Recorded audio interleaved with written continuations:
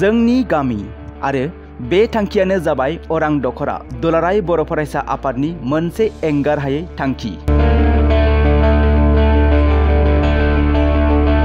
मुलुगनाङैनो दुलाराय बर' फरायसा आफादनि गुबै थांखियानो जाबाय बर' हारिखौ मुलुग दरबाराव सिनायथि होनानै गेरेमसा बर' हारि दानाय आरो बेबायदिनो उदालगुरि जिल्लानि सिङाव थानाय अरां दखरा बर' फरायसा आफादा गोबां मावबिथांखि लानायनि गेजेराव जोंनि गामि मुंनि मावथिखियाबो मोनसे।